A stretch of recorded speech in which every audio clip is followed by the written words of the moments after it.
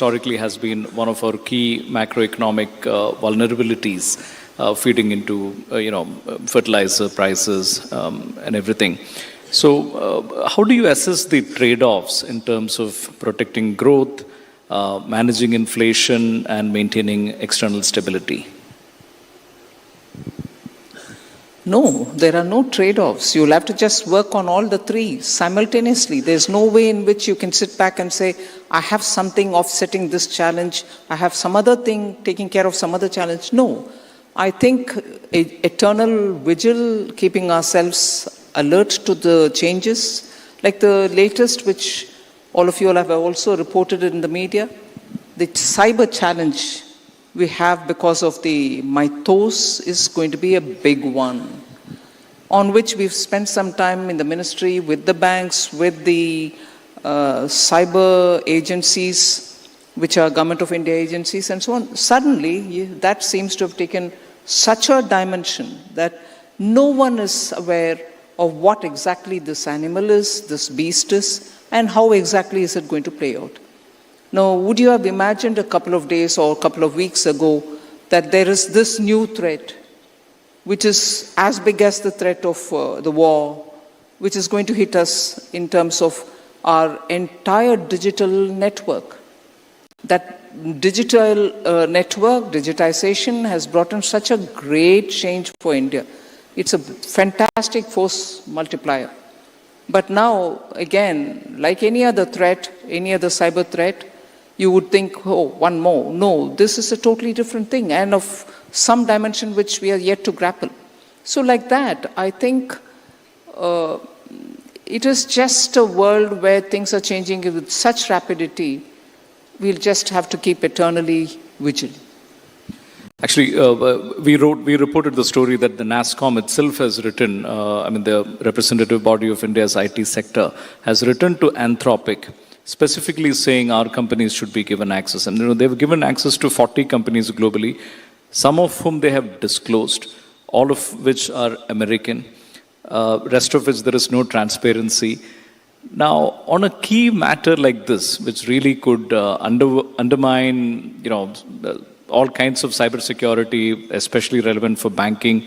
So many senior banking leaders are here today. We are in a situation where we are at one level, somehow at the mercy of a private entity in another country. How do we tackle these kind of situations? No, first I want to give you a reassuring word on that. The Ministry of Electronics and Telecommunication, MeitY, is fully seized of the challenge that we are facing. And they are engaging with the US administration, they are engaging with Anthropic themselves, and they are also finding out ways in which those few agencies or vendors who have been given the chance to test what this whole thing is all about, they are in touch with them as well. So the ministry is fully seized of this issue, and they are constantly keeping everyone in touch. In fact, the minister was sitting with me when I interacted with the banks in order to alert them, in order to get them together to see if we already can have ways in which, using artificial intelligence, we are able to respond to the challenge which is coming through mythos. So I think, to be fair, the ministry is fully seized of the problem. But of course, we'll have to have the ministry also and all of us also working at our levels to see how best we can come up with tools which can help us to face this challenge.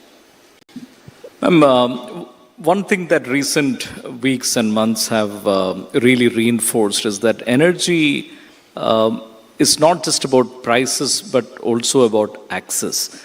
Even if you have the ability to pay, just accessing it for countries around the world, it has become very clear it can be challenging at times.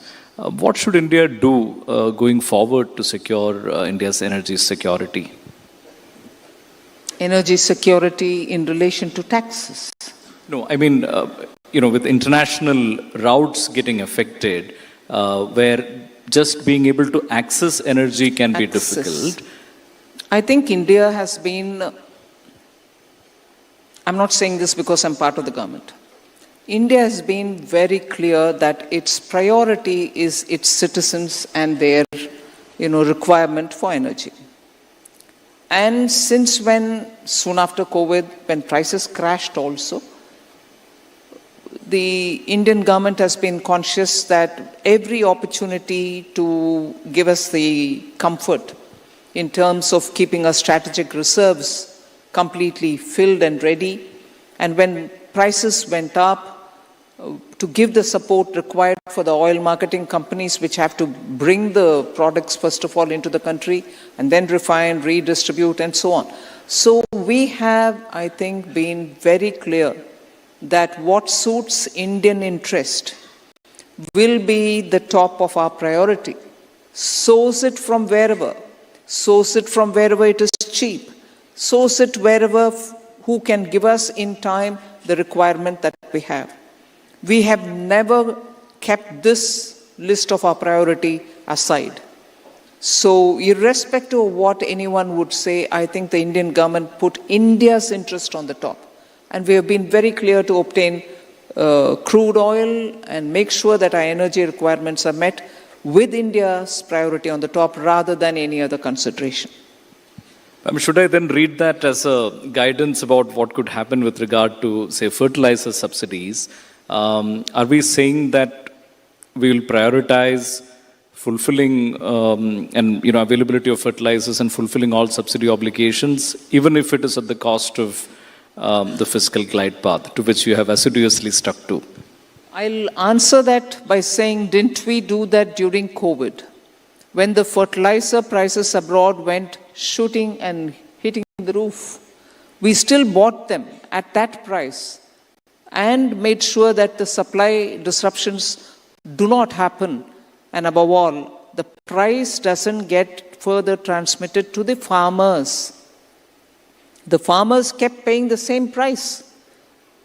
We never pushed forward with putting that burden onto the shoulders of the farmers. Farmers paid the same price as before. And therefore, this question, I think, is more for us all to look at what the performance of the government has been even earlier. We've seen, now I'll come to the matter of FPIs and FPI outflows and FDI flows overall. We've seen for past several years now sustained FPI outflows, and we're more recently also seeing some weakness in FDI numbers. Now, is this part of cyclical global trend, or are there domestic factors we need to address to improve the situation? I have a difficulty. The moment I answer one way, even if I state the fact, it becomes a headline affecting the sentiments. Stating facts for a minister is becoming a limiting factor. And if I don't say the facts, I will have Shrutijit write, the minister was evasive. So end of the day, I have no choice. I don't want to win in this situation, but can I last in this situation is what I'm looking at. But I'm sure all of us observe economies. And once earlier when I had said, after all, when many of them book profits, they go out, oh my God, every authority in this world who had an access to a phone was telling the whole world, is this finance minister conscious of what is happening? It's going out. I mean, do I join this league to say, no, not that, but this? No. Every factor, profit booking or looking at global situation, global uncertainty, rupee-dollar exchange rate, everything will hold good when somebody wants to go out. And I'm not undermining the seriousness of the issue. I'm not saying I don't need the money. I don't need investments. I'm not saying that. First of all, sorry for a diversion. And look at, when you want to answer, you're padding yourself with so many riders and saying, don't take it like this, don't take it like that. I'm not saying this, but I'm saying, the world has become like that. You're not allowed to say things without caveats added. But the fact remains, that despite the fact that your fundamentals, your macroeconomic fundamentals remaining absolutely sound, and even now, just a week ago when World Bank and IMF came up with India's figures, they said we still continue to be the fastest growing economy. And that cannot be without basis. And even at that time, not one of the primary indicators that you picked up, your foreign exchange reserve, your inflation management, none of that is still worrisome. But despite that, yes, the funds are going out, the investment monies are going out. There are, I think I've said this earlier, there are more than just the commercial or the money market principles which govern flows, as it were. You tend to think if your macroeconomic fundamentals are fine, money will flow. And that's normal assumption. No, it doesn't. There are other considerations which are holding. And we can always flag ourselves or flog ourselves and say, more reforms are required. We are ready. Prime Minister is always keen to say, go ahead with reforms. We need to be easier an economy for people to come and invest and operate, and manufacturers, MSME, everybody should have it easy so that they can function. We are not against reforms. But is it just that? Or are they strategic consideration for big funders, big private equity operators, or big, fund managers to consider India? Let's have an open, big conversation. This country needs open, free conversation. It can't be always, oh, you have to do this, you have to do that. Yes, we are ready to do all that. And under this Prime Minister, there's never a shut door when it comes to reforms. But please, all the domain experts, look at what is happening. Tell us, is it our fundamentals which is worrying? Is it our inflation, which has been kept completely under the control for the last 1.5 years? Yes, the exchange rate will be a consideration, serious consideration. Another consideration that market participants often point out, and we've discussed this in the past as well, is the dual incidence of having capital gains as well as securities transactions tax. At this stage, is this something that the ministry is reviewing, or you think there is a case to review? Again, a question which has been asked since the time I've come into this ministry, every year. And if that is again, I'm looking at ways in which I can answer without irritating anybody who thinks I'm not catering to their requirements. I'm not giving the answer that they want. I have that difficulty, but with that said, I'm still saying, 23-24, India saw highest investment into the country. Did it or did it not? 23-24 or 24-25? I would think 23-24. Even then, we had the tax on STT and capital gains. Yes, there was a time when everybody said, if you had long-term capital gains tax, it was a promise given some time ago that STT, the tax, would be removed. We've heard it. I understand the logic. But that's a question which is being asked even when 23-24 you had investments come into this country. So I'm neither saying yes, nor am I saying no. Please don't read, oh, she said this, so tomorrow she's going to remove STT. I'm not saying that. Nor am I saying it's right to continue with both. I'm not saying that either. But let's look at the context before we answer.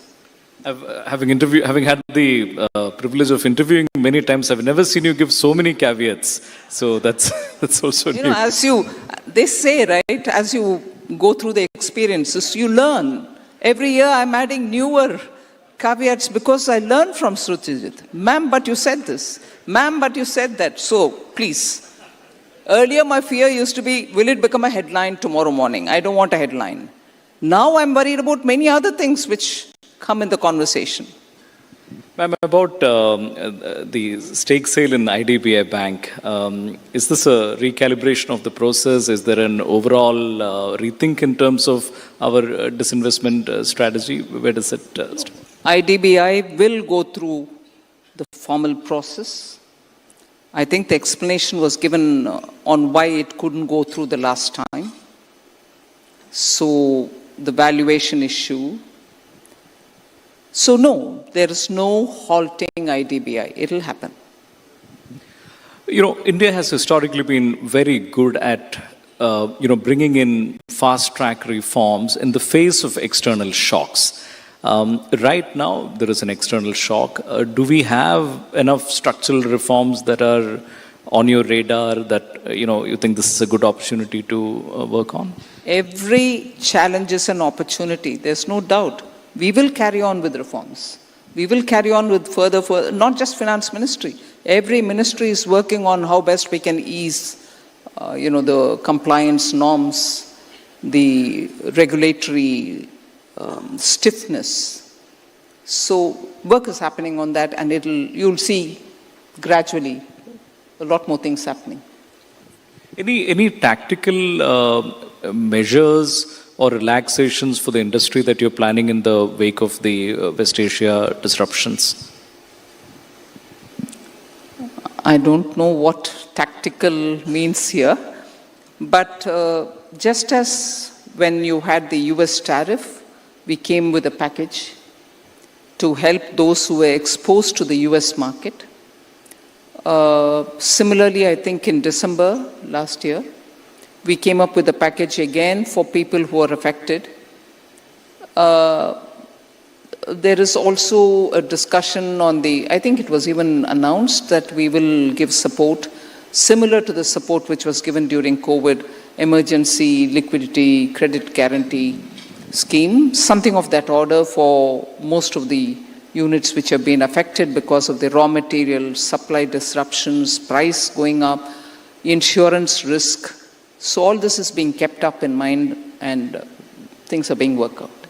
Since the clock is blinking, I want to ask you a couple of political questions before we end. What do you make of the high voter turnout in West Bengal and Tamil Nadu?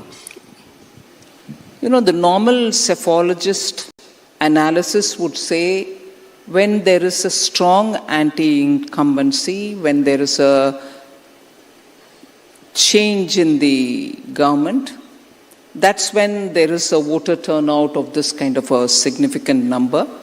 And I guess, therefore, there will be a change going by this, voter turnout. There will be a change in West Bengal and Tamil Nadu. And what is it about your party, ma'am, that so many opposition leaders around the country seem to want to leave their parties and join yours? What is the formula? Formula is you run a responsive government, be a party which touches all the sections of the country, and be absolutely fair in dealing with every section of the society. Therefore, people get attracted, and you have a leadership in Prime Minister Modi, which has made him stay in public office for more than 25 years. Either as Chief Minister or as Prime Minister, one leader of this country who has continuously held that kind of a position without a question on his, integrity, his governance capability, appeals to people, so they come. Two data points that are held in criticism of Indian private sector. One is that our spends on R&D is low compared with many other countries. Second is that private investment, as we've been discussing, has not quite picked up. With so many captains of industry here, anything you would like to say on these two regards? Two things. One, if there is something which is worrying the industry and its priorities, we'd love to hear it, because in response to what we have heard in 2019 is when the taxation was brought down, corporate tax. And the ease of doing business, how much ever it is tarnished in terms of, you do in the name of ease of doing business so many things, but you burden the common man. These opposition arguments kept aside for a moment, anything that which has to be done in the ease of doing business, we are certainly willing to hear, and any other difficulty that stops Indian industry from expansion or capacity building or investing in newer technologies, artificial intelligence, your production formula itself is going through a change. So anything, we'll be open to hearing and responding so that industry doesn't feel that it wants to move ahead, but there are some things which are holding industry back. That's one. And second, I repeat this line which I've said earlier. India's domestic market still needs a lot of things for itself to be manufactured here in India. Everything that comes as import gives an opportunity for manufacturing it within the country, whether it's finished goods or intermediary. Why would we want to import when industry in India can produce that?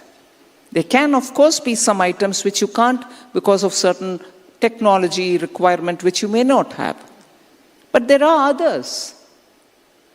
And in that, if Prime Minister Modi is talking about Atmanirbhar Bharat, it is with a hope that Indian industry would come in to manufacture those goods which we no longer need to import. Would you want to consider that as a business opportunity or not?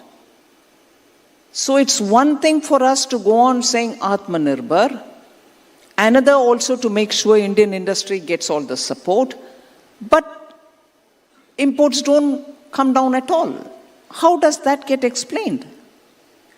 Wouldn't you want to produce for the sake of Indian consumers? And that's a huge market. So my response therefore would be, please be in conversation with the government. Tell us what you need, tell us what you want us to do so that you feel incentivized to further invest and grow. Equally, wouldn't you want to look at the opportunities that exist within India and do the manufacturing instead of importing it? Instead of not you, but the consumer is importing a lot of goods, end products. And businesses are importing a lot of goods which are intermediary. So there is, I think, some more agility, which is my expectation of India's industry. With that loud and clear message, we will now wrap our conversation and get on to the next segment, which is the awards presentation. As always, a pleasure to be in chat with you, ma'am. Thank you so much for joining us today. Ladies and gentlemen, a big round of applause for the Finance Minister of India.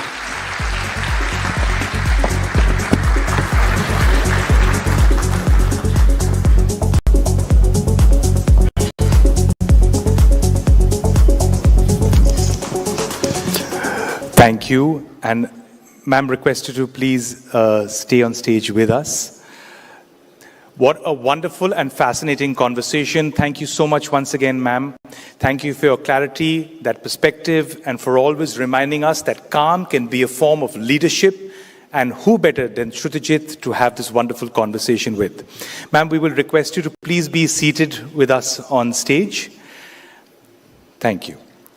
And now I'd like to invite on stage the Honorable CM of Andhra Pradesh, Shri N. Chandrababu Naidu, to please join ma'am on stage as we are about to step into the next segment of the evening. Thank you for once again approaching the stage, sir. Thank you.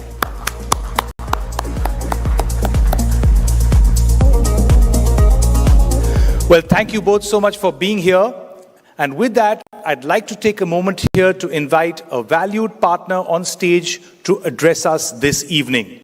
So please welcome the CEO, Deloitte South Asia, Mr. Romal Shetty, to please grace the stage and say a few words.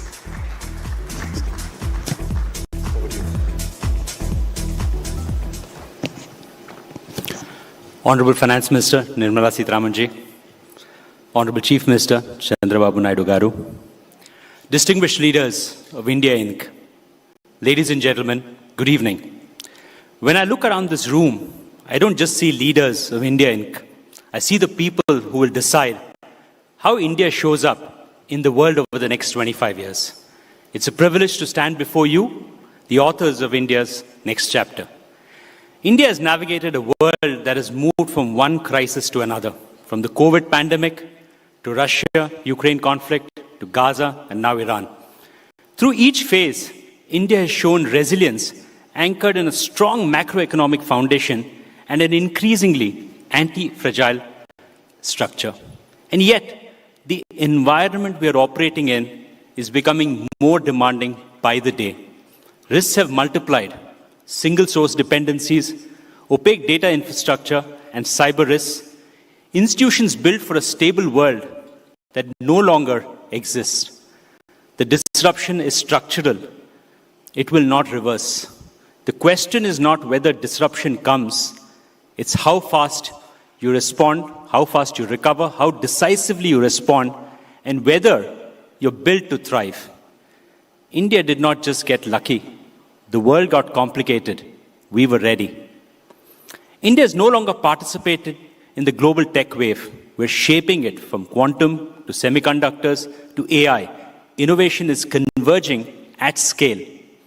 Our work with Niti Aayog is focused on building open, shared foundations, enabling India not just to adopt deep tech, but to industrialize it with trust and interoperability. We're also seeing audacious leadership at the state level. Leaders like Mr. Naidu have demonstrated what it means to act with intent, opening up ecosystems, attracting investment, and building technology-led governance models. These are not accidents. They are choices. Choices that reflect conviction in India's future and a willingness to act ahead of the curve. India is building its own stack. That is the difference between dependency and sovereignty. That brings me to something that demands more honest attention. India's individual adoption of AI is ahead of many developed nations. At the same time, corporate adoption is still catching up. There is a visible gap between how Indians use AI personally and how companies deploy it strategically. That gap is both a competitive risk and a leadership responsibility.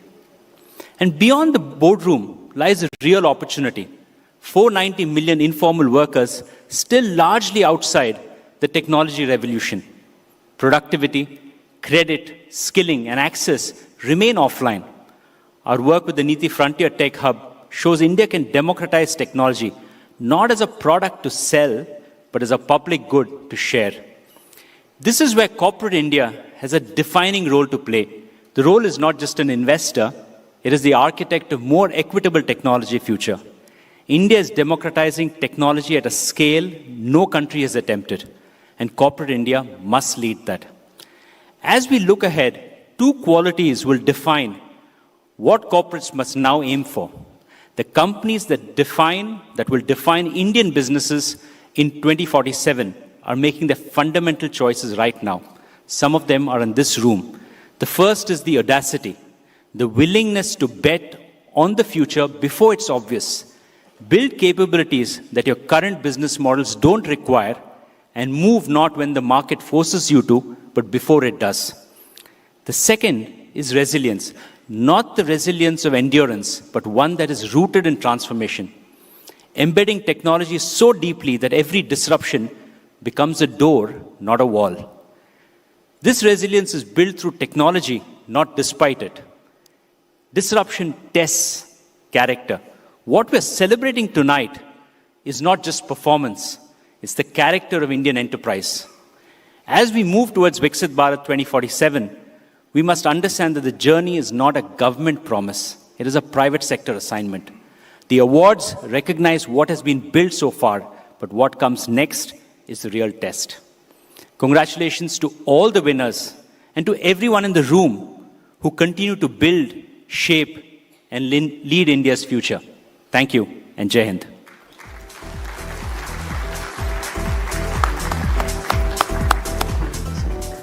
Thank you so much, Romal. And with that, ladies and gentlemen, on to the heart of the evening.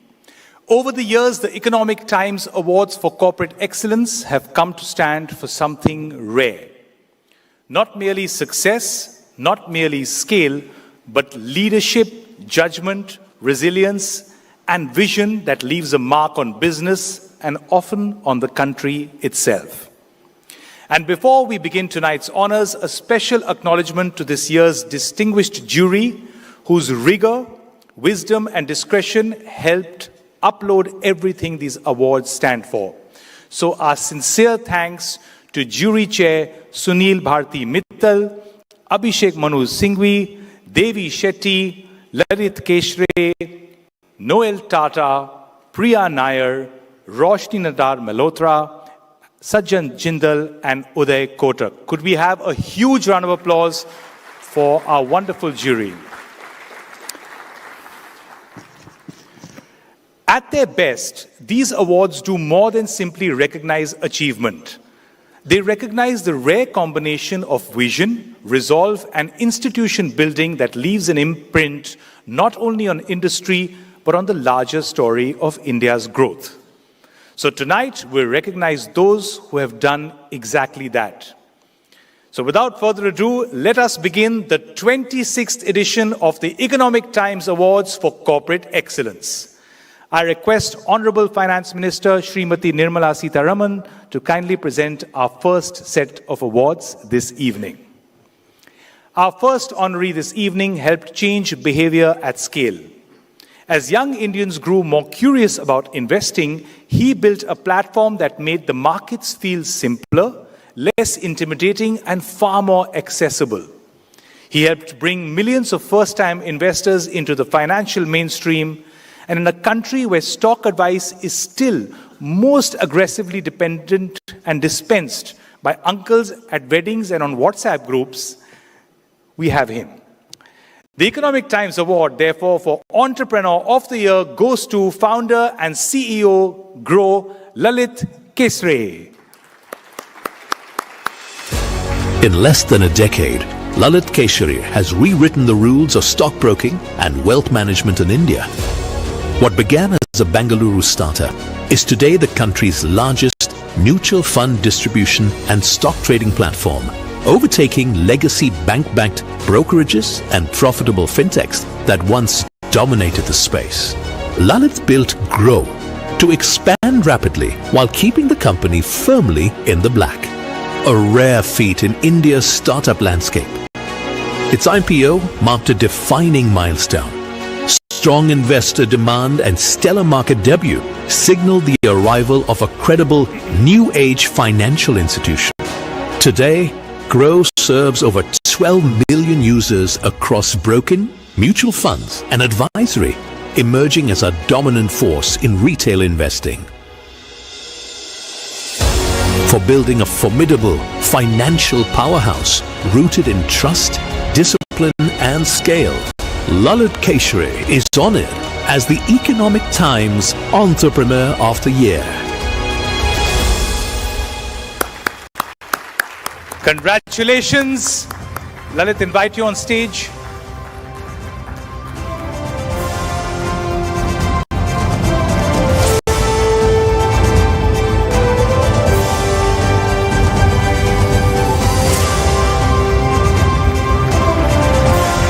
Entrepreneur of the Year 2025. Lalit, request you to please say a few words.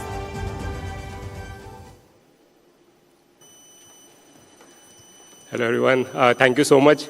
I was not expecting the first one, but first of all, thank you so much ET Awards for this recognition. Although I'm taking this award, but needless to say, like it's the team that does all the work, all the hard work, and I'm very grateful to all of you on my team's behalf. I'm also very grateful to our customers because of who have trusted us with their hard-earned money and wealth. And apart from that, we are also very grateful to our progressive regulations and digital public infrastructure, without which I don't think it would have been possible for us to build Grow. Thank you so much once again. Thank you once again, Lalit. Many congratulations once again. Our next honor celebrates a leader who has earned trust the difficult way over time. And as long-time HDFC customer myself, I say this with deep affection. When an institution becomes part of your financial life, you understand that kind of reliability very personally. Under her leadership, one of India's leading life insurance companies has continued to grow with confidence and credibility. Ladies and gentlemen, the Economic Times Award for Businesswoman of the Year goes to MD and CEO HDFC Life Insurance, Vibha Padalkar. Vibha Padalkar, congratulations. Take a look at this, please. Leading a giant through structural change demands clarity and conviction. Since taking the helm in 2018, Vibha Padalkar has steered HDFC Life to its evolution into a key subsidiary of HDFC Bank. Under her leadership, the company's market capitalization has surged to 1.65 lakh crore rupees, reflecting a nearly twofold growth in value. Her strategic grit was most evident in the landmark 6,687 crore rupee acquisition of Exide Life Insurance, a move that significantly deepened the company's presence across India's smaller towns and cities. She delivered a compounded annual growth of 17% in annualized premium equivalent between financial years 2021 to 2025. By balancing fiscal discipline with a digital-first approach to insurance, she has ensured that HDFC Life remains a formidable leader in a competitive market. In recognition of her steady leadership and the scale of transformation she has driven, the Economic Times honors Vibha Padalkar as the Businesswoman of the Year. Congratulations, Ms. Padalkar. We'd like to invite you on stage to receive this well-deserved honor.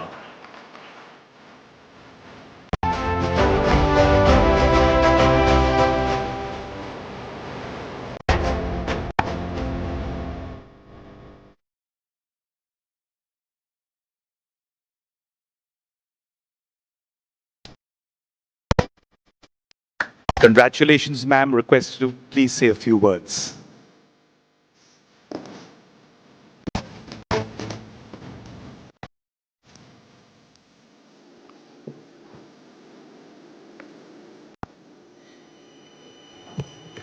Good evening, everyone, and thanks to Economic Times for this honor. I'm deeply grateful to the jury, humbled to receive this award in the presence of our Honorable Finance Minister, Madam Nirmala Sitharaman, Honorable Chief Minister of Andhra Pradesh, Sri Chandrababu Naidu Garu, and all the distinguished leaders gathered here this evening. You know, on a lighter note, they say women leaders are good at juggling many roles. Tonight I will add one more, that I've been asked to keep this speech within 2 minutes, so I'll try that. No Journey is an individual event, so I share this recognition with over 38,000 HDFC lifers, some of whom are here today, our promoter, HDFC Bank, and their support throughout, our 2.5 lakh financial consultants and 350 plus corporate partners. I'm also blessed to have parents who are here in this room today who've taught me to be fearless and to dream without constraint. My husband Umesh is my rock of Gibraltar and a safe space where I'm guilt-free in the pursuit of my professional goals. Our son Arjun, as a young child, timed his illness over weekends, and that made it a lot easier for me. Now, if I may use this opportunity to highlight 3 priorities. The first one is that we need more women in workforce, especially in corporate India, and this makes very good business sense. So it is not a diversity agenda. Second, as we look at India's future, financial literacy has to become a core life skill for all our youth. The ability to save, invest, manage risk is as important as any other formal education. And finally, while insurance in India has sometimes earned a mixed reputation, whether due to complexity of products and other matters, the fundamental need still remains that we cannot become Viksit Bharat without having a strong foundation of insurance for all by 2047. So I accept this award with gratitude, but also with a deep sense of responsibility to keep advancing these priorities in whatever way that I can. Thank you once again for this honor. It means a great deal. Thank you. Thank you so much, Ms. Paralkar. Congratulations again on a richly deserved honor. Thank you. Now, some companies grow with the country, some become part of the country's daily life. Our next winner is one of those institutions. Over the years, it's a name that has woven itself into how India speaks, works, watches, pays, and panics when the bars drop to 1. Yes, the Economic Times Award for Company of the Year goes to Bharti Airtel. Dial A for Airtel, B for Bharat, C for Connect, and you glimpse a nation powered by seamless connectivity. In a year of rapid digital acceleration, Airtel led one of the world's fastest 5G rollouts, expanding across cities, towns, and villages, bringing next-generation connectivity to millions. Today, it is a full-stack digital provider spanning broadband, cloud, cybersecurity, IoT, fintech, and data centers, powering businesses and everyday digital experiences. The telecom major delivered a strong financial performance with robust revenue growth and improving margins, driving a healthy bottom line. It now operates in 15 countries with industry-leading ARPU, reflecting a premium, future-ready portfolio. For its leadership, innovation, and impact empowering India's digital future, Bharti Airtel is honored as the Economic Times Company of the Year. I'd like to invite on stage Mr. Shashwat Sharma, MD and CEO, Bharti Airtel.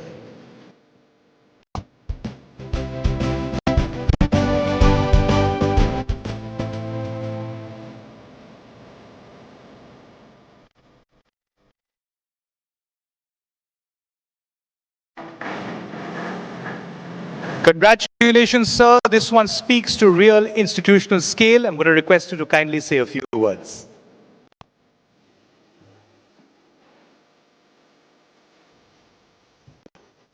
Good evening, everyone. And I just want to say a big thank you to ET and the jury for conferring us with this award. When we look back, 2019 looks like yesterday, when we were fighting for survival. And from that day to this day where we have this award as the best company of the year, it's been a journey. It's been a journey that tells us that we're doing something right with our business, something right with our customers and our people. There's a big shout out to all the people of Airtel, my team, and everyone back there who have made this journey possible. I receive this behalf of all of them. Thank you so much. Thank you so much, sir. Congratulations to you and the entire team at Bharti Airtel. Congratulations.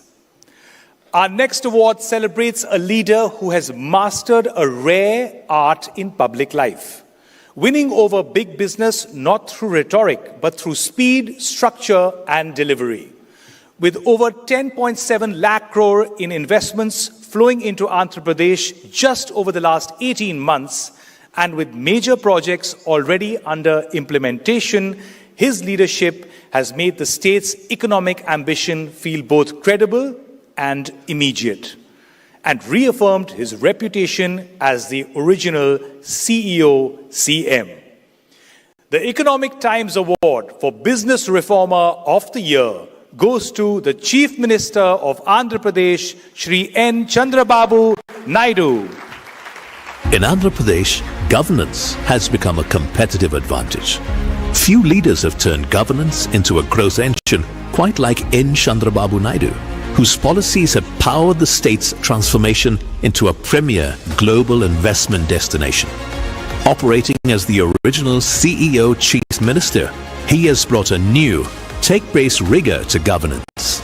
In just 18 months, his sector-specific policies have secured 10.7 lakh crore rupees in approved investments, including landmark projects such as a $15 billion data center cluster by Google and India's largest greenfield steel plant.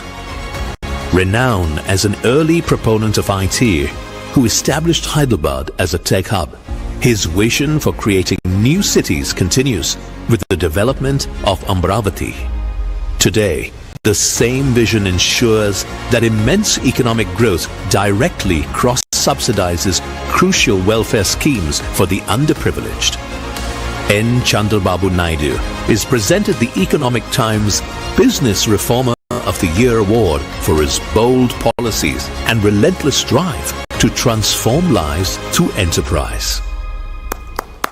Congratulations, sir. Ma'am, I will request you to please present the award.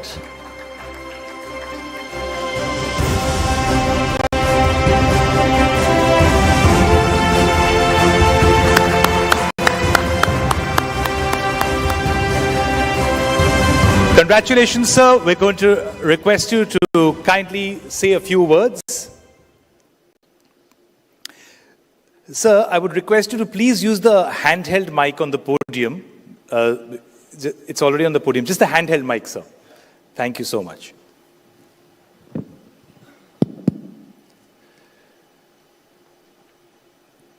Honorable Minister Nirmala Sitharaman Garu and friends, I am really happy to receive this award, Reformer of the Year. This award will give me, or it will bring some more investments to my state. That is my ambition now. You heard brief how we are attracting investment. Now to experience, all of you has to come to Andhra Pradesh, have one investment, then how our reforms are working. You have to give me judgment afterwards. Very soon, all of you are coming to Andhra Pradesh in your respective areas and then invest in Andhra Pradesh. That is my request to all of you. Friends, we are all in an inspiring time. I have seen so many changes in this country. One is technology. I know the days where telecommunication sector was totally, we are having a primitive structure at that time. Now Airtel we have awarded. At that time we had only two companies, BSNL, VSNL, public sector. One is domestic, one is international. You wanted to connect anybody, there is a lightning call. Lightning call will come after 1 week or it may not mature. But you know the operator, he will cross all the limits, he will connect directly. At that time, China used to pass very fast. Every day they are adding cell phones. Then I was very, very fond of introducing all these things, reforms. The day I remember today, BSNL has given me 2 Mbps. Morning 6 o'clock, I used to have collector's conference. Data, everything, I used to get that. At that time, I used to go to Doordarshan every Friday, dial your CM. Today, anywhere you are, from there you can have a live. At that time, everybody questioned me, you want pump set or you want cell phone? They used to heckle me. Today, I am very happy. The then Prime Minister, Vajpayee ji has taken a bold decision. I have given that report. Now Airtel has to pay some premium for me. You are not paying anything. That is the report we have given. Jaswant Singh, the then Finance Minister, and myself. Today, that has transformed economy like anything. I'm always for reforms. Today, we are having more advantages. Real time, you want to do anything, real time, you are in a position to do it. Either AI or data center, space, satellites, drones, even cell phones, wearables, semiconductor, not one. Everything is available. The day I am thinking very clearly, I am getting all my information. We are having one more advantage, that is Aadhaar, authentication of every individual. DBT, we are able to communicate immediately. I am very happy I associated this sector. Our Honorable Prime Minister has entrusted me digital currency, give the report. There is a committee. I worked in that committee. Today, India is having highest transactions on digital currency. All these things happened within 10 years' time. So with everything, what I wanted to inform all of you, earlier I used to talk ease of doing business. Now I am talking speed of doing business. Even in government, I am talking speed of delivering governance. 900 services, real time I am providing on WhatsApp, Manamitra. Back end I am using AI, and also I am getting nearly 45 parameters real time. All process online. Historical data is available. Very soon we are going to give every citizen AI doctor, agronomy assistant, even tutor, AI tutor also we are going to give every person. But ultimately, human intelligence is very, very important. Finally, I am telling you, we need leadership. You have proper leadership, you can do wonders now. The day will come, as on today you are seeing, earlier in the beginning I used to see, only we used to do job work. Around 2000, we have introduced reforms. Recently, our Honorable Prime Minister, same BSNL, TCS, and one of private company, and IIT Chennai, they innovated 4G. All these years, we are not going for products. We are users of that products. We are paying more and more money for foreign companies. Now our youth is doing extremely well. Even I can say, anywhere in the world, Indians are working extremely well. Highest per capita income earners are Indians. Among Indians, my Telugu community is leading because first more advantage over a period of time. So I wish all the best. You wish you want to do anything, it is possible today. Policies, public policies, I am very happy. Honorable Finance Minister is here. She is very practical, very creative, and also very, very diplomatic. You have seen our answers also today. And also that is being a woman, always I used to say earlier days, women are the best finance ministers. Now Madam is proving the best finance minister for the country in the recent past. Under her leadership, and also our Honorable Prime Minister, again and again you have to keep in mind, is a reformer, is a performer, and also is a winner. That is where for the last 25 years, he is winning continuously all elections. Now I am learning from him also how to win continuously.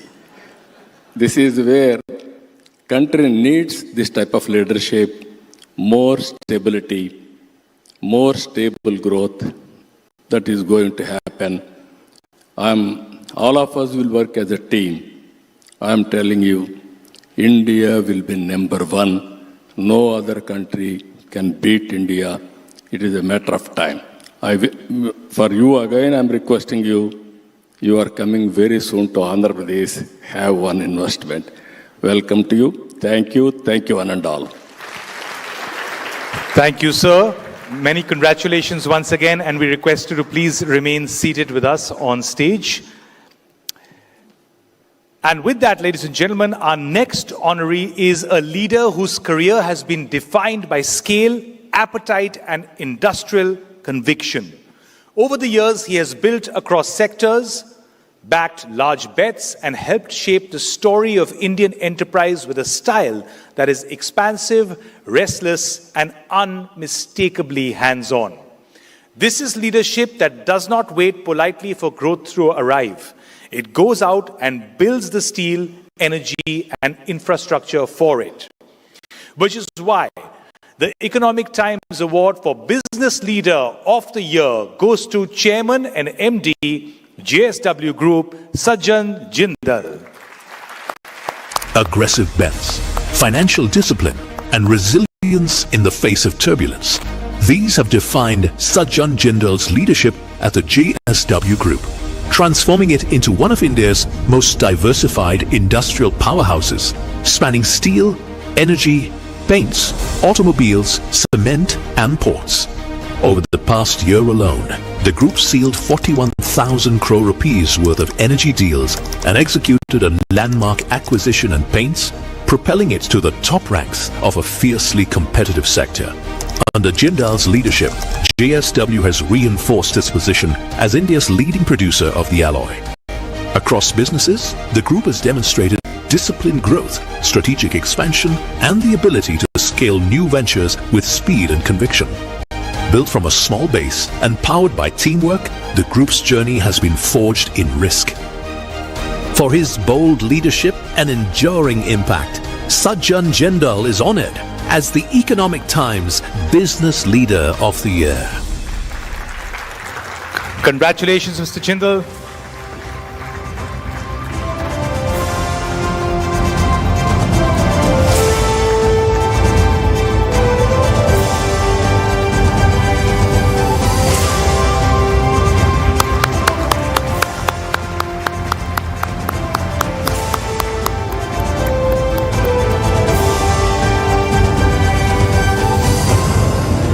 Mr. Jindal, the stage is yours, sir. Request you to please say a few words.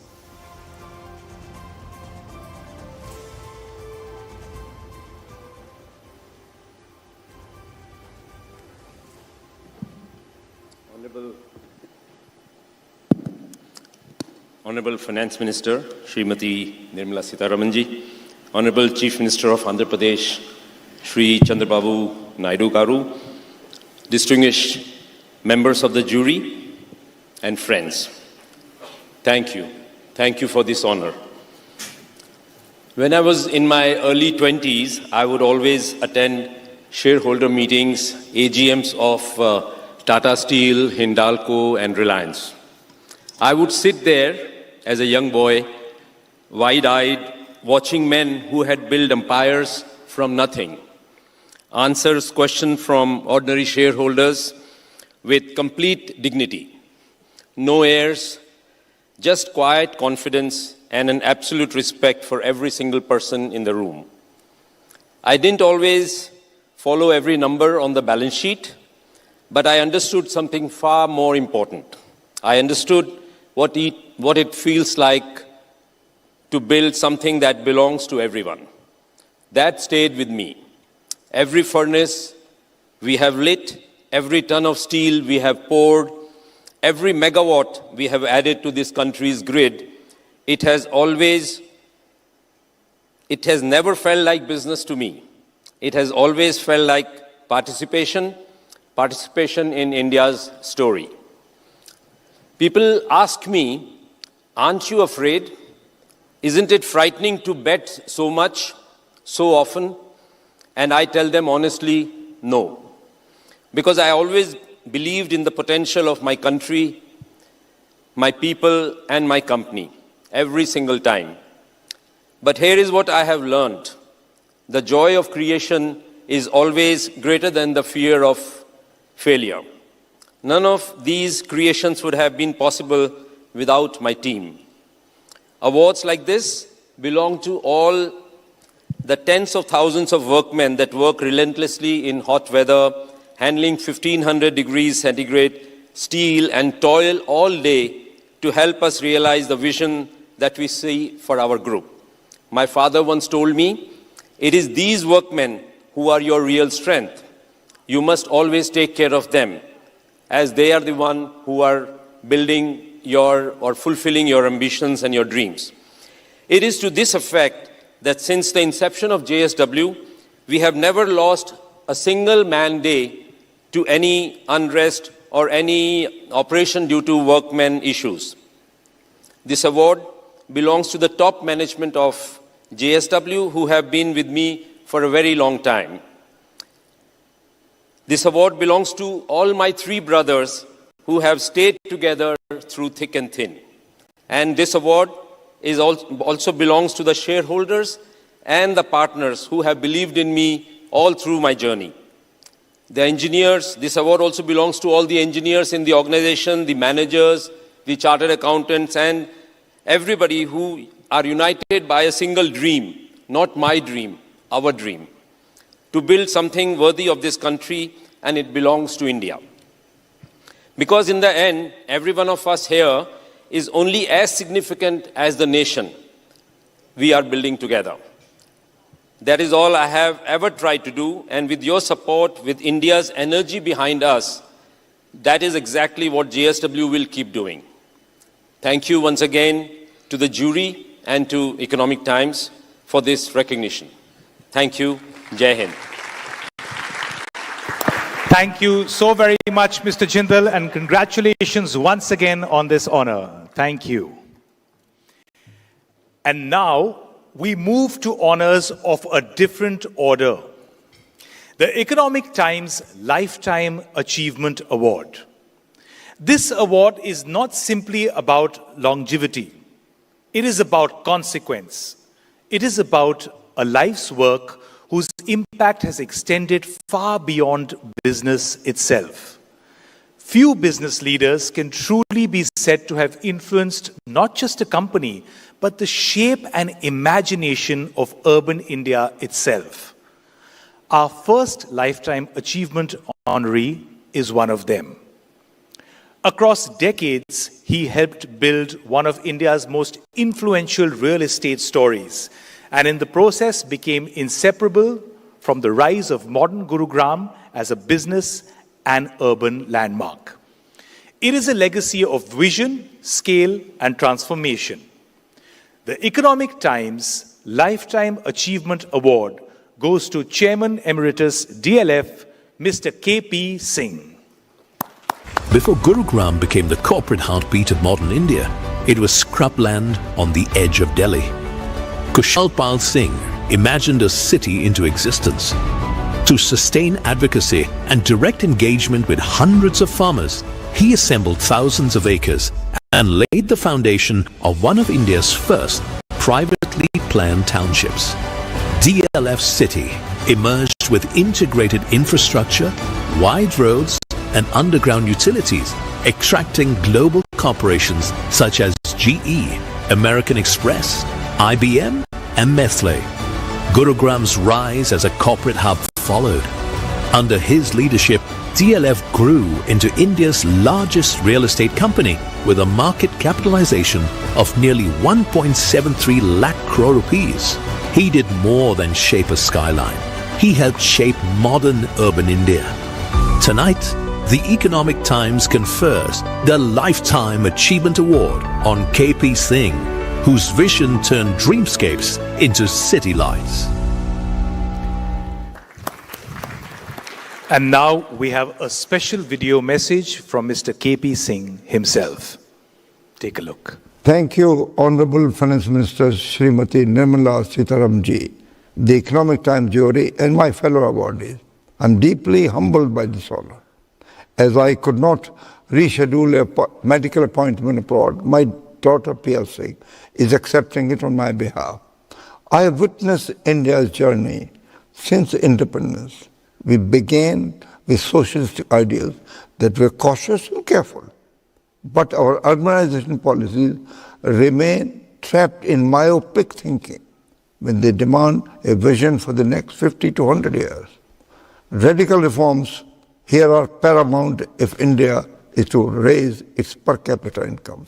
We are 1.4 billion talented, ambitious people, yet only 37% of India is urbanized, against 67% in China, and over 60% in most developed nations. Modern China, which began its journey when we did, today accounts for nearly 18% of world GDP. India sits at just 4%.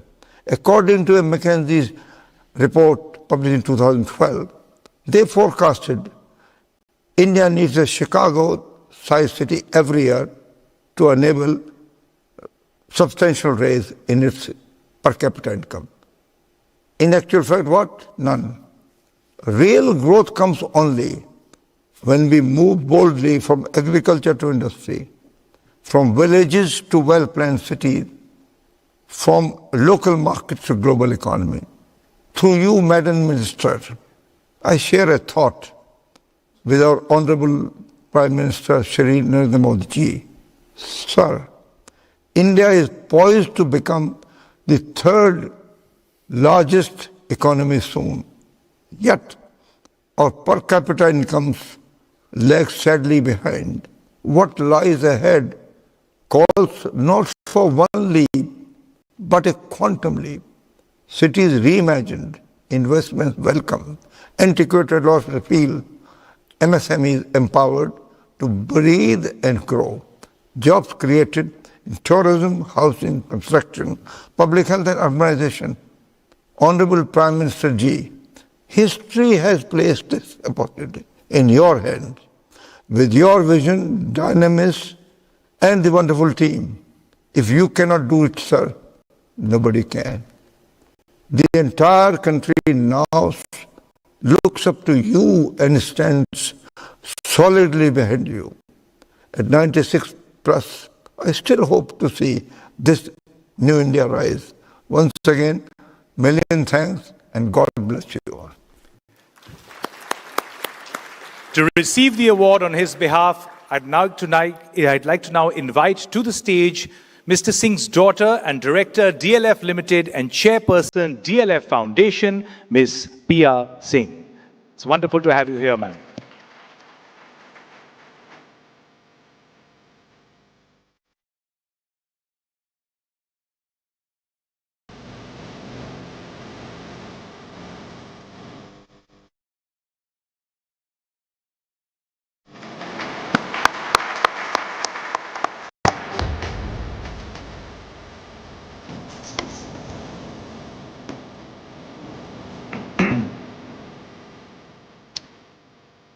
Thank you very much, and a warm congratulations once again to Mr. KP Singh and Ms. Pia Singh. With that, also a very big thank you, Nirmala ji, for taking the time out to be with us this evening and for presenting these honors. Ladies and gentlemen, as the Honorable Finance Minister takes her leave, I'd request a warm round of applause and a big thank you. Thank you so much, ma'am.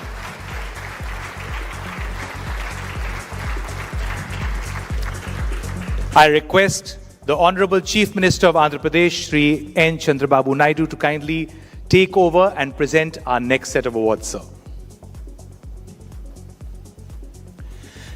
Now, ladies and gentlemen, our second Lifetime Achievement honor tonight is for a titan of Indian enterprise.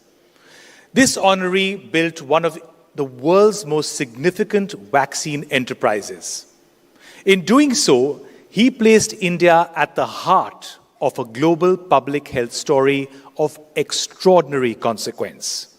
Tonight, we honor not just scale or institution building, but impact of the highest order measured in lives touched across the world. The Economic Times Lifetime Achievement Award goes to the Chairman, Serum Institute of India, Dr. Cyrus Poonawalla. Global scale, affordable access, and a resolve that saved millions. For over 6 decades, Cyrus Poonawalla has led the Serum Institute of India in challenging established global giants and building a vaccine powerhouse driven by one mission: to make life-saving vaccines affordable and widely available. When the world faced its darkest hour during COVID-19, his organization became a global force in vaccine supply. With a historic bet on Covishield, they helped vaccinate nearly 90% of India's population and extended a lifeline to over 170 low-income nations, providing access where it was most needed. From battling polio to measles, he has ensured that quality and innovation remain accessible to all, making the Serum Institute a beacon of hope for low-income countries across the globe. Tonight, we celebrate a pioneer of public health and a visionary who helped make India the pharmacy of the world. For its monumental impact on humanity, the Economic Times honors Cyrus Poonawalla with the Lifetime Achievement Award. Sir, request you to kindly join us on stage. Thank you.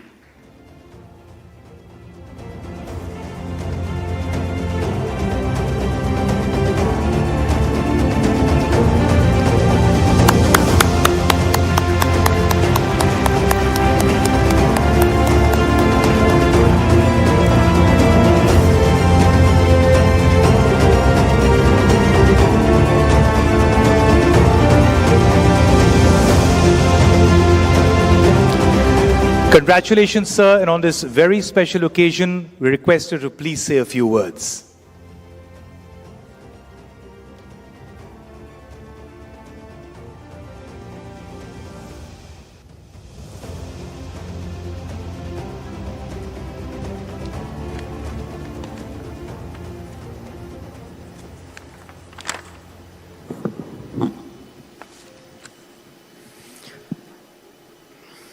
Honorable Finance Minister Sitaramji,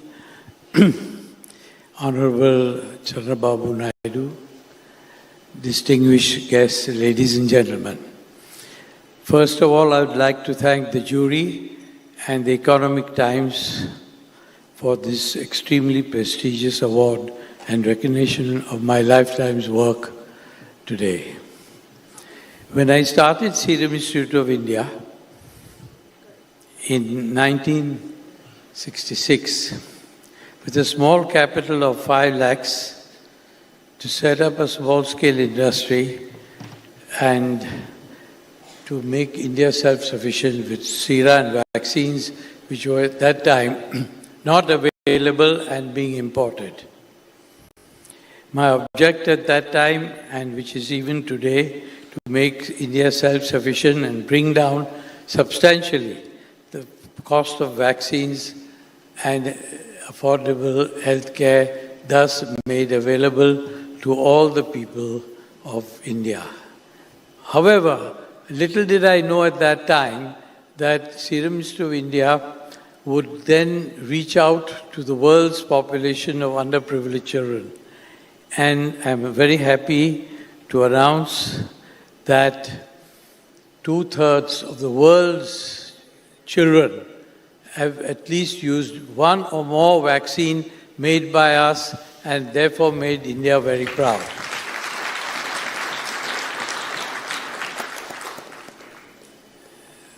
My journey over the last 6 decades, I'm very pleased to also say that we were able to save more than 30 million children's lives, which would have died if it had not been for an affordable vaccine that my staff helped me to produce. Now, there is a very subtle difference between may have died because of medicines available and would have died. The net actual proof of that was that in 1990, when we first got the pre-qualification of our products to be exported beyond the borders of India, There were 30 million children's lives that, as I've said, would have perished. Why? Because there was no other vaccine manufacturer who could give the vaccine at the price of a cup of tea to all the other underprivileged countries like Africa and all. And the deaths that were 1.5 million children a year have now been recorded to have come down as low as 80,000 children only dying this year. With this, I would not take any more of your time, and I hope, and it is my dream, that my son, who will be succeeding and is already virtually helping me to run Serum Institute of India, and with his dedicated and philanthropic staff, will continue my lifetime's work of protecting the underchildren world in the future. Thank you for your indulgence. Thank you so much, sir. It is truly a privilege to have you with us tonight. Thank you so much, and many congratulations once again, sir.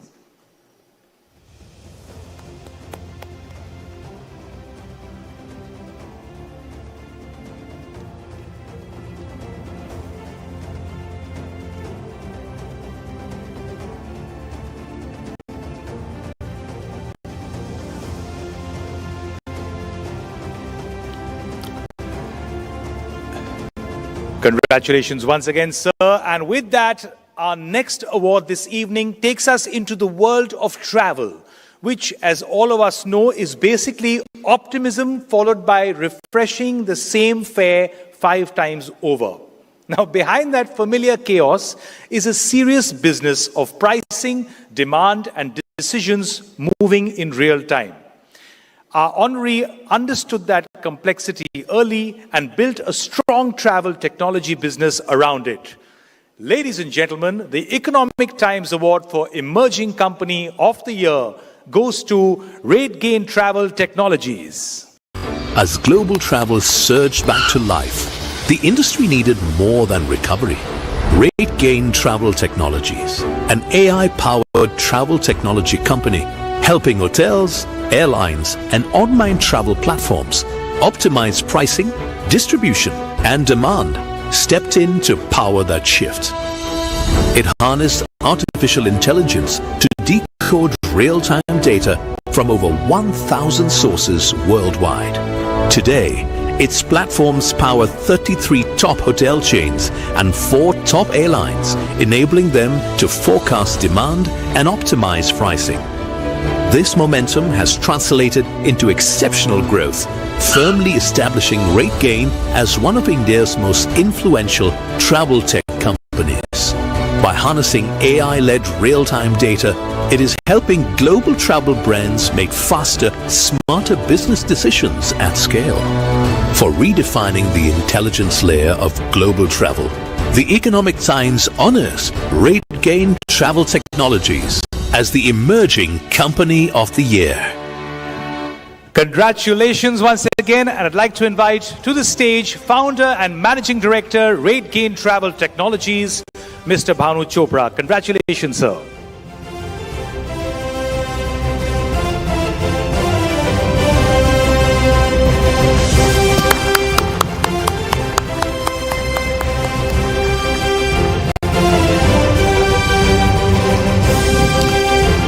A wonderful moment for a company on the rise. Request you to please say a few words, sir.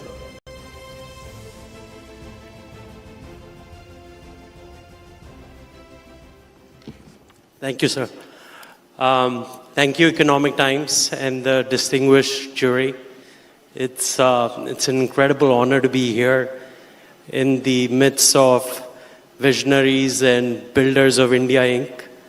So when I started RateGain, it wasn't a very big dream. It was, a unique and a very niche use case that I was trying to solve. Definitely didn't believe that I'll be here one day, receiving this award. But today, we're the world's largest travel data company. And as most of you know, data is the new oil for AI. So we are able to build AI native products that allow our customers to acquire guests, retain them, and engage with them, and also build the wallet share. Yeah, you'd be happy to know, sir, we work with every major global travel brand today. We're servicing thousands of customers across over 100 countries. I'm very proud to say that we are made in India. I want to take this opportunity also to thank the RateGain team who have been relentless in building world-class products. I want to thank my family that's been a bedrock of support that's allowed to pursue this vision. Thank you again. This is a big shot in the arm. We've just started. Thank you so much, Bhanu. Congratulations once again, and here's to the wonderful journey ahead. Congratulations. Now, our next award is for a company that has shown what responsibility looks like at scale, making sustainability not the easier choice, but the harder one, taken consistently across factories, energy materials, and water. And of course, this is also one of the few companies in India that has probably been inside more Indian homes than most of our relatives. Which is why the Economic Times Award for Conscious Corporate of the Year goes to Asian Paints. At Asian Paints, responsibility is a way of thinking that guides every decision. By committing 3% of its annual profits to corporate social responsibility, well above the statutory requirement, Asian Paints has placed community development at the center of its journey. In the past year, the company has strengthened its programs in water stewardship through significant investments.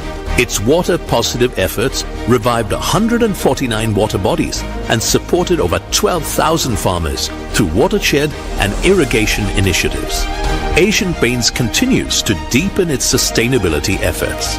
Renewable electricity already accounts for 57.6% of its total power consumption. The company's community programs continue to create long-term impact across education, health, and rural development, setting the benchmark for responsible corporate citizenship in India. Asian Paints is the Economic Times Conscious Corporate of the Year. On behalf of Asian Paints, I'd like to invite Chief Financial Officer, Asian Paints, Mr. R. Jayamurugan, to the stage to collect this wonderful award.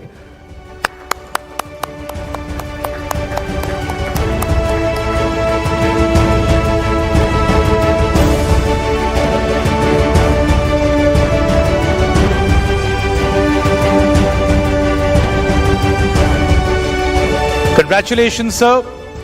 Request you to please say a few words.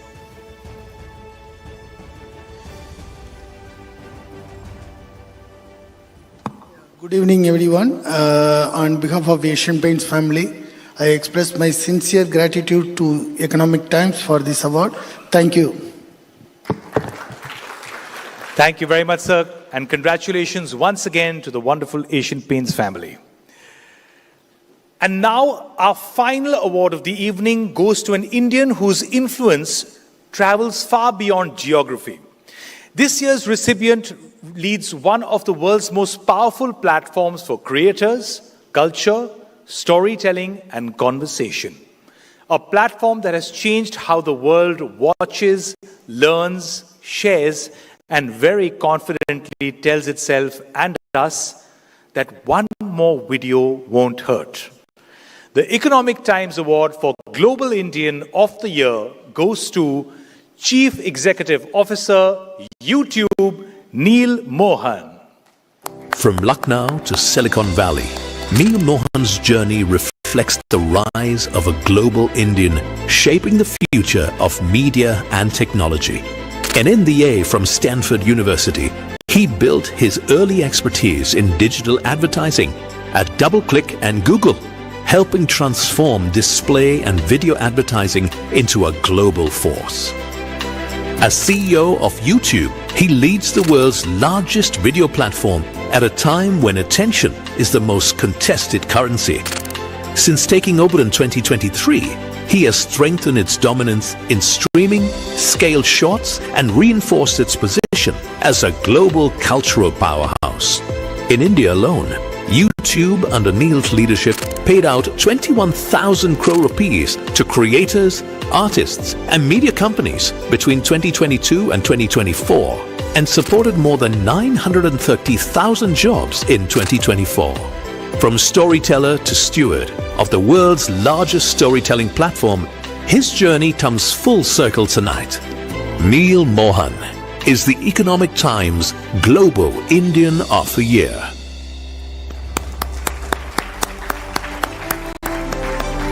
And now to collect the award on Neil's behalf, I'd like to invite on stage Country Managing Director, YouTube India, Gunjan Soni.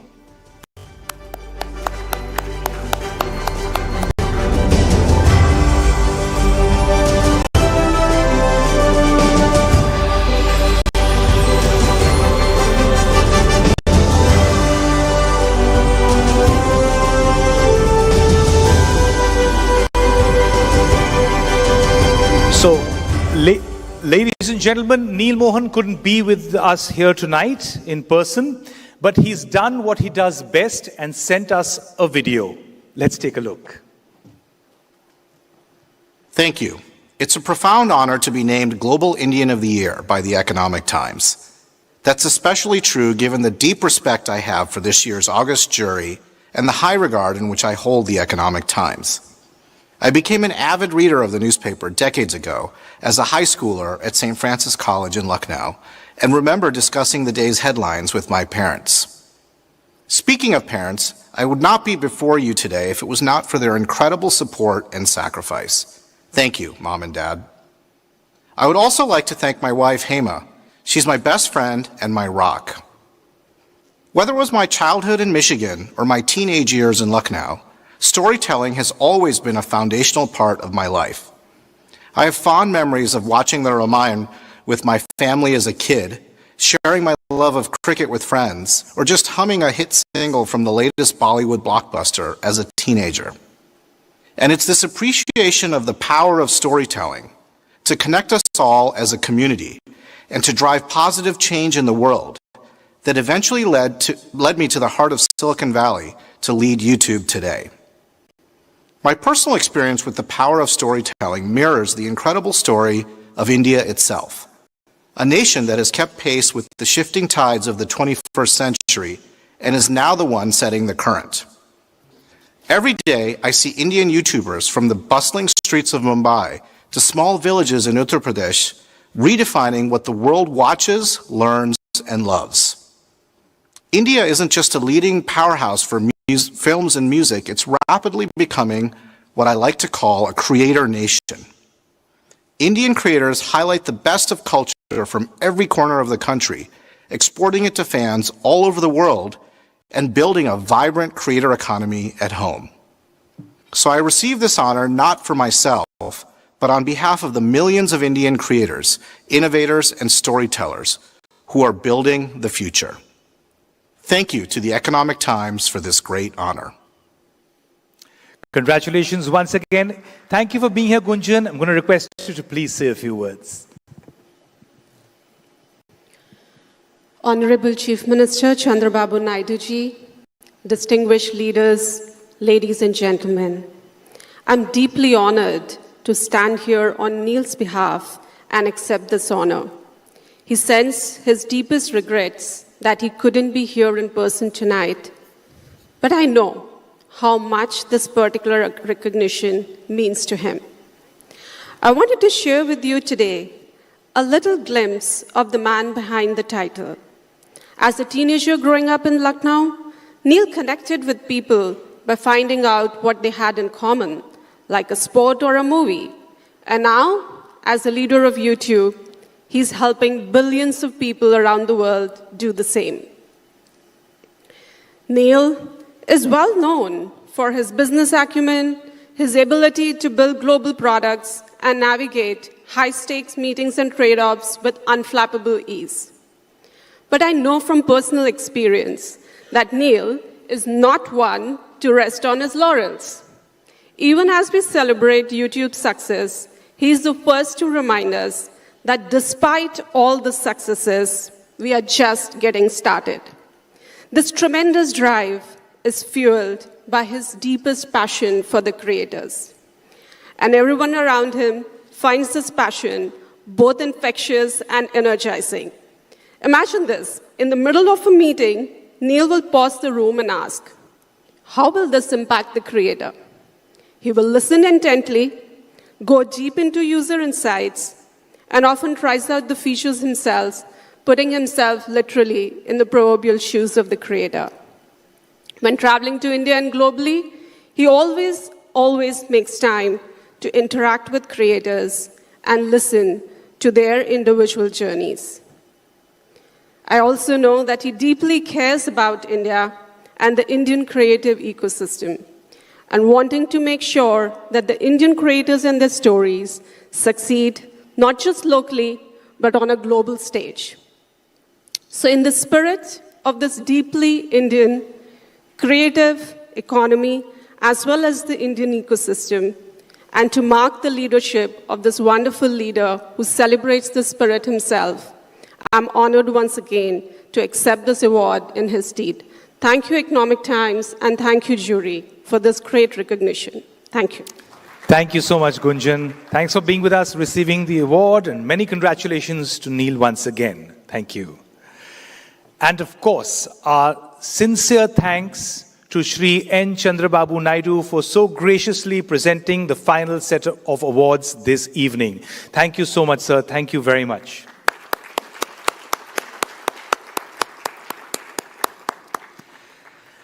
And that brings us to the close of our awards ceremony of the evening. A huge round of applause, please, for all our incredible winners tonight. A big thank you once again to our partner Deloitte. But now, before all of you do what successful people do best and begin networking with great conviction, I request all our winners to please gather on stage for the traditional ET Awards group photograph. Mr. Naidu, sir, I would request you to kindly grace us with the group photo. So could we have all the winners on stage, please? And of course, joining us, Mr. Chandrababu Naidu. Thank you, sir.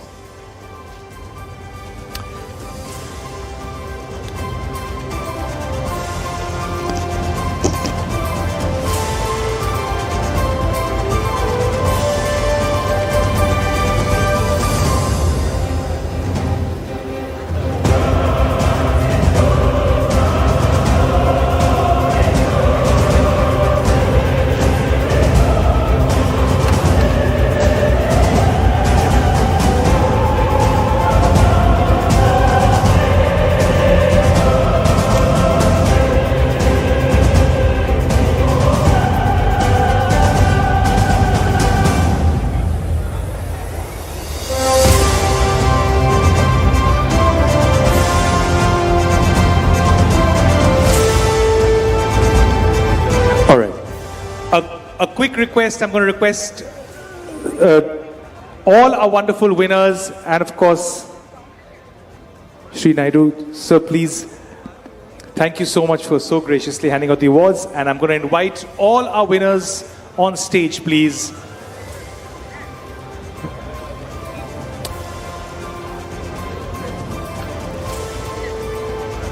Yes, sir, please.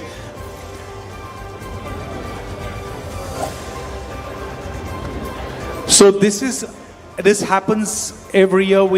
This is a photo op for the ages, getting all these super achievers and incredible people together in that one photograph. So I'm going to request all the winners to kindly grace the stage.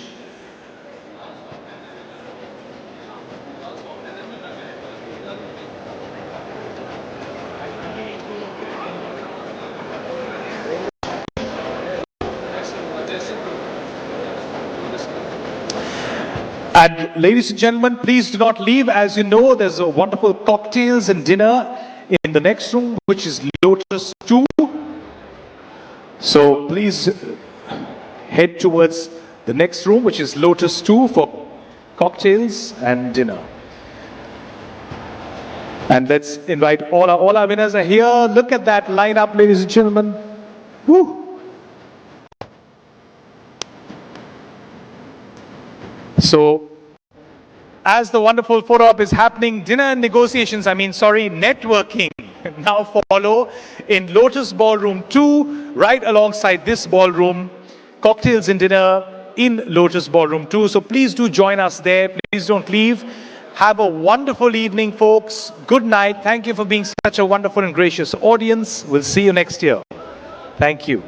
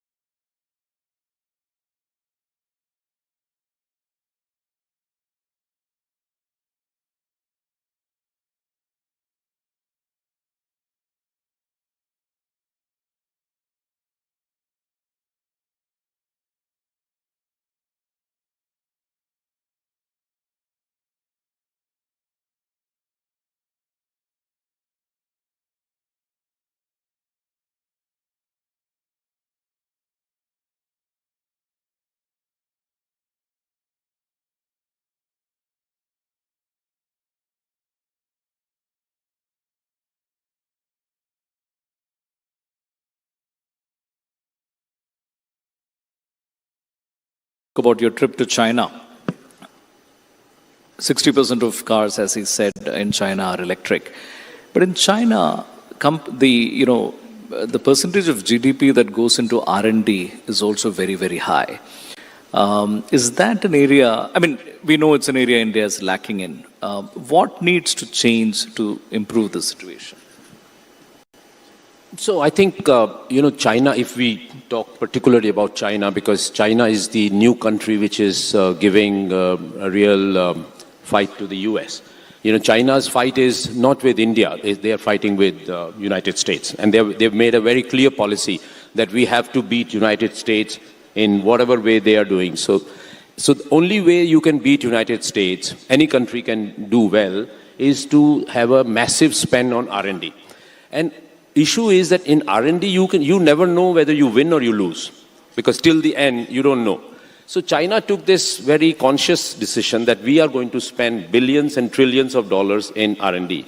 And every province, every state in our language, every state of theirs, they spend huge amount of money on R&D. They identify the industries, the entrepreneurs, and they call them, they talk to them that what do you need? For example, BYD, when way back in 2015, BYD was called by the Shenzhen province chief that we want to beat Tesla. Okay, we need to create something which is ahead of Tesla. So what do you want? What do you need? Tesla has spent $5 billion in R&D. What do you need? So he asked for $15 billion. And he said, I will make Tesla look like a crap. And they got $15 billion to spend by the state. They spent the money, they got equity stake, the state got equity, and then BYD, when BYD got listed, they sold out their stake and they made much more money to support many more industries.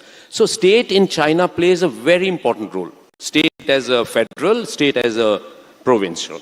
So this is what we need to do in India. We need to, because industry per se will do R&D only to the extent short term. But to look at 10, 15, 20 years ahead, industry will find it very tough to invest that money. So we need to have R&D. We have created Anusandhan, in Government of India last budget, they gave a 1 lakh crore budget for Anusandhan. But I went into details that how do I get money from Anusandhan for the R&D? Because I want to make these cells, which goes into making batteries for electric vehicles, electric trucks. But there is so much procedure, so much of issues that there is no way one can get those Anusandhan or the funding for that project. So this is what is really needed. So much more to talk about, but unfortunately we are out of time. So much more programming coming up this evening. Honorable Chief Minister of Andhra Pradesh, Mr. Chandrababu Naidu is here, the winner this evening of the Reformer of the Year award. Our esteemed panelist, Sajjan Jindal, is also a big winner this evening of Business Leader of the Year. We'll get into the ceremony shortly, and prior to that, we'll have a conversation with Honorable Finance Minister Nirmala Sitharaman, who should also be here with us shortly. So lots of exciting program ahead. Much as I would have loved to talk more and picked your brains more, we'll close now. Ladies and gentlemen, a big round of applause to our panelists, please. Thank you.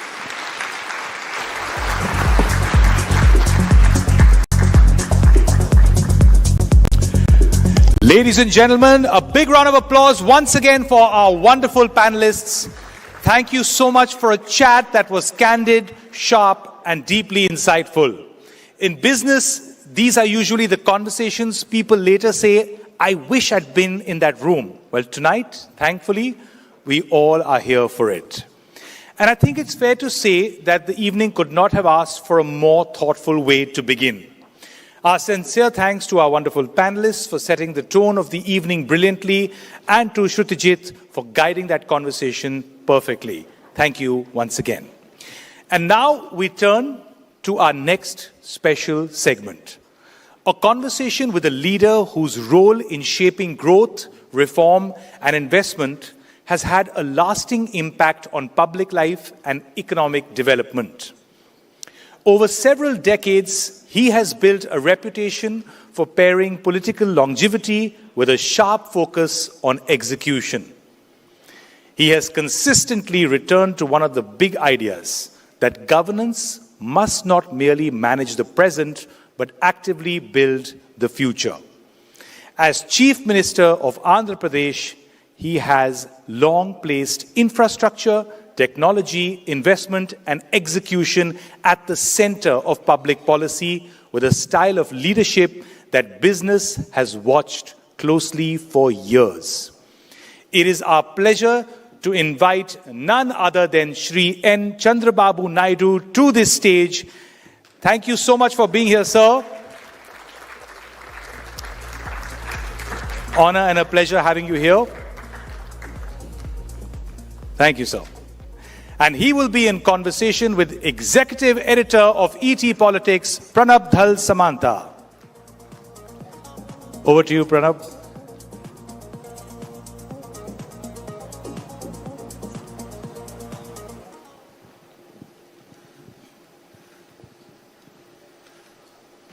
Good evening, sir, and welcome to the Economic Times Awards, and also congratulations in advance on your award. Very few would remember, and I don't know if Sir himself would, but when you came into politics, he brought something new. He brought a trend, which is, I will win elections on performance. No old equations here and there, but plain performance-based delivery, and that will win me elections. I think a lot of people have followed your model after that. And today, when we look at investments coming to Andhra Pradesh, one must say you've caused tremors, if not earthquakes, in other states. As you've pulled in Google, you've pulled in green steel into Andhra. So my question is, what makes Chandrababu Naidu tick for Andhra Pradesh? And what are you doing in terms of a vision so that these people are attracted to Andhra so soon, so fast? Thank you for your kind words. You are aware always, I want to do something bigger thing. I am fortunate I became CM after economic reforms. I was in politics for the last 4.5 decades. I have seen India pre-economic reforms and post-economic reforms. First time, 1995, I became Chief Minister. I prepared Vision 2020 for Andhra Pradesh. That is the achievement of Hyderabad today. That is the outcome. Now our Honorable Prime Minister is preparing Vikasit Bharat 2047. We are preparing now Vision 2047, that is Swarna Andhra Pradesh. I am very confident Andhra will be, today we are having so many problems. Andhra will be #1 state in the country. India will be #1. I am confident #1. We have to make it. That is possible only through Narendra Modi ji. This is going to happen. That is the aspiration I am working. When I started, all of you are aware here, mid-90s, IT revolution, internet innovation. Today, we are in an inspiring time. Data center, artificial intelligence, quantum. We are all talking about Silicon Valley, that is in America. Now, future is, we are going to talk about Quantum Valley, that is in India, that is Amravati. That is going to happen in the near future. Sir, we all are now consumed by the conflict in West Asia and the impact it is happening on the world economy, also on India in a big way. I'm sure Andhra Pradesh also must be feeling the heat. But people say that Chandrababu Naidu has the answer for India's future energy solutions. You have some big plans from nuclear, solar, wind. And I'm wondering how the costing of it is working out. Could you share with us some thoughts? No, majority are here. They are already in advanced stage also. First time in India, I brought power sector reforms, that is late 90s. By 2004, I was able to achieve power surplus because of the reforms. And also regulatory commission, first of its kind, we set up at the time. With all this very, very creative and positive and also futuristic, I lost election in 2004. But country gained momentum in power sector. Again, 2014, we pushed about solar energy, all renewable energy. Today, I am in a position to push further green energy, either solar, wind, pumped storage, and battery, all solutions. If we can do this, India will be number one in the future on energy sector. As you rightly mentioned recently, we are all measuring diesel is different, petrol is different, gas is different, and power also thermal, all these things. Ultimately, we need energy to run anything, either factory or vehicle or lighting for everything. Now that is where I am working, cost-effective energy sector. India can be less dependent on West Asia on the Then automatically our Honorable Prime Minister has announced 500 gigawatts green energy by 2030. In that, Andhra Pradesh is going to contribute 160 gigawatts from Andhra Pradesh. Take it for granted. Already we are able to achieve nearly 90 gigawatts. That is the speed we are moving forward. Future is totally green energy. Earlier, I don't know where I am getting power. Today, I can generate power on my rooftop, in my field, and also I can use power. Any shortage, government can give through grid. That is where I am working. Prosumer concept, not only domestic. Tomorrow, India is going to export power, electricity. That is not far away, through green hydrogen and also green ammonia, various kinds of energy. So, but will this mean more technology collaboration with China because there is the other problem there? Earlier, yes. Even to have panel, we had to depend on them. Today, we are also moving in that direction. End-to-end solutions, we are able to achieve it. And in Andhra Pradesh, all equipment, even solar panels, everything our people are manufacturing. And also next step, we are going green ammonia. That is also coming in the near future.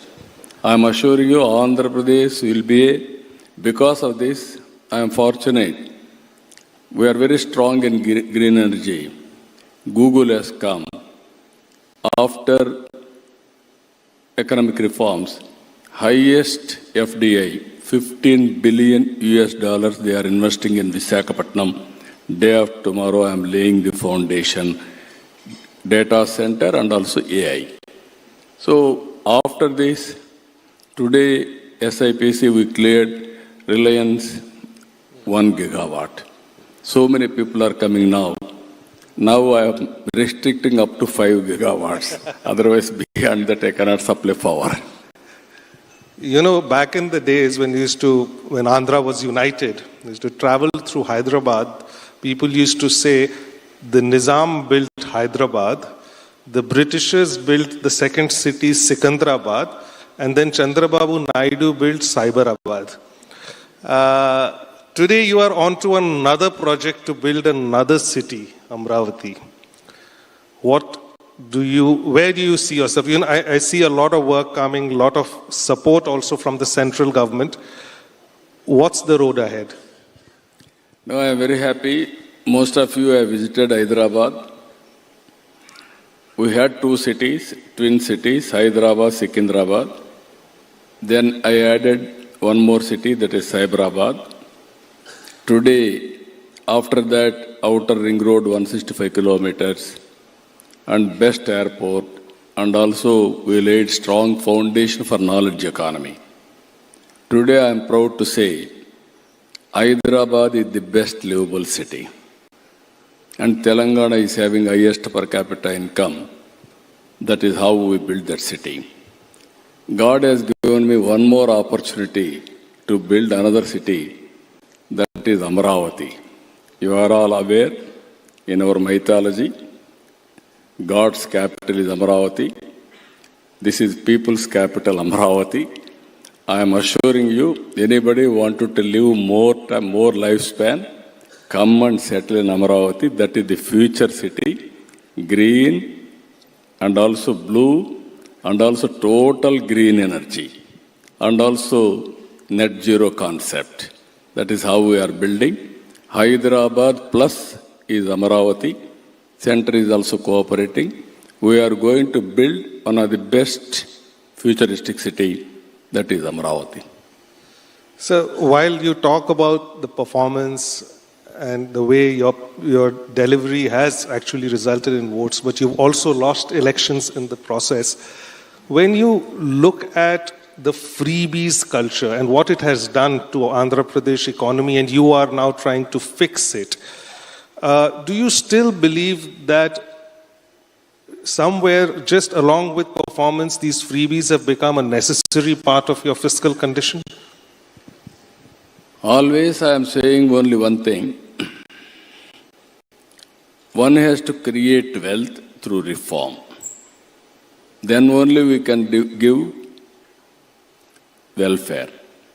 Without creating wealth, you cannot generate revenue, you cannot sustain the overall economy.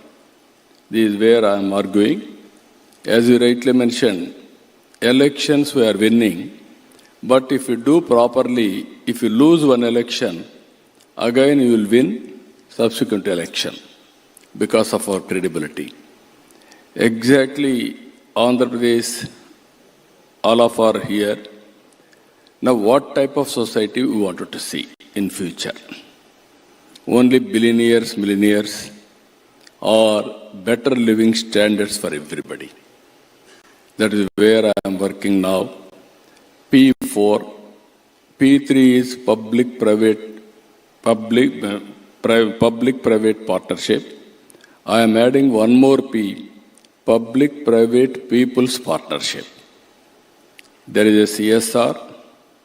We are having capacity also. Even I born in a small way. Even our Honorable Prime Minister is always saying, he born in a small way. But he has given direction for the nation.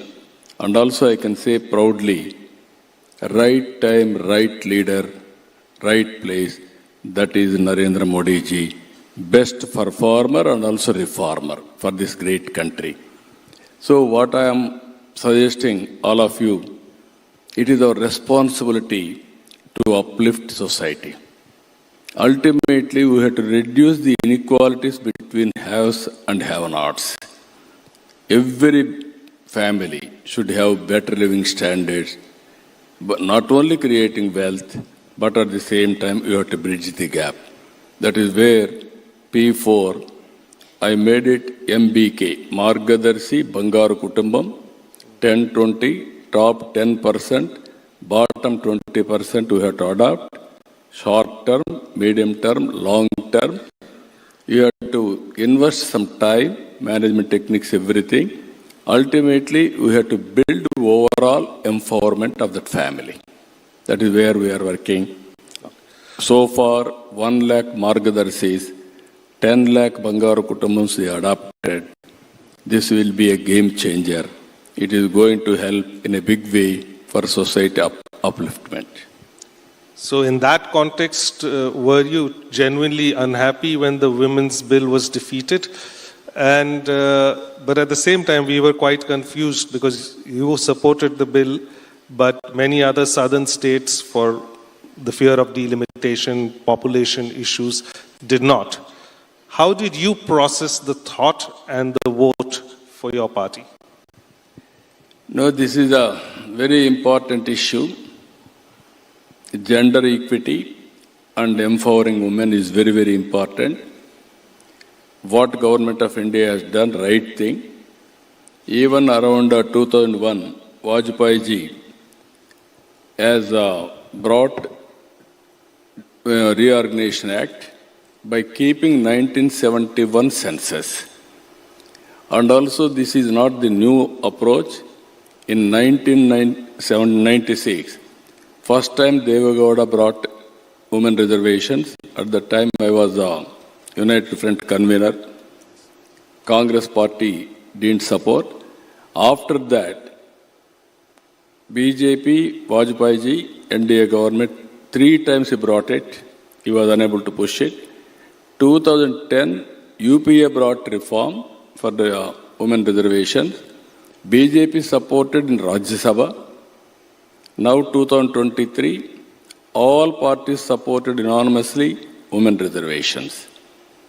Today, why they are opposing, I am unable to understand. PM has announced, Amit Shah has announced very clearly, 50% enhancement of seats for every state, uniformly. Andhra Pradesh, I am having 25. 13 seats will increase. UP will have 80. 40 seats will enhance. Tamil Nadu is having 39. 20 seats will increase. What is the problem? I am unable to understand. Even South and North, uniformly, same proportion, it will increase seats. Now, men also will be very happy. Number of seats are increasing. Women are getting 33%. This is only the way, best solution for the nation to get women reservations. According to me, unnecessarily they are making this issue. Anyway, all women, here you are seeing, I am very happy. Most of them are women. I am proud. In politics, less women are participating even today. So it's an opportunity lost? It cannot be.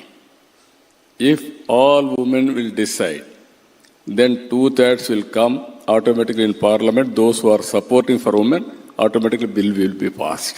I am telling you. So you have had the opportunity to work with various governments. You worked with Vajpayee ji, you worked also with United Front, so many prime ministers. Prime ministers have looked up to you. And today you're working with Modi. You shower so much praise, but would you dare to compare what makes him different, or what is, if you were to compare your experiences with other prime ministers? I have seen so many prime ministers. I have seen industrialists also. Today you are giving award for me. Not today. Long back they have given me same award. 25, 30 years back. Regularly I am going to Davos, not once. Even now I am going to Davos. This is where I wanted to meet investors, promote investment, encourage entrepreneurs, then only it is possible. Now earlier I have seen prime ministers, and also I have worked with presidents of India. Now I am seeing a prime minister. The present Prime Minister is very, very well versed with all developments. Technology is very strong. He is a strong reformer and also performer. Even earlier I used to claim I am doing better. Now I am openly saying our Prime Minister is better than me. He is always very, very progressive. He is bringing so many reforms in administration also. Everywhere there is one cabinet secretary nominated. Each state they are sending one secretary as a nodal officer. How to simplify the procedures. Even how to make government pro-investment. It is not favoring investors. If you can do that, simplification everything, and automatically investment will come, business will take place, wealth will be created, economy will be improved, then poverty we can eradicate. That is where he is working. We are very happy. Thank you so much, sir. And please also, I would like to take the opportunity to welcome the Honorable Finance Minister, Ms. Nirmala Sitharaman, who joined us. And so without wasting much time, my last question, and absolutely last question, is you are doing a reverse thinking on population policy. Where does this head? No, this is a very important issue for all of us. 3 decades back, I started population control, family planning. I motivated people who have done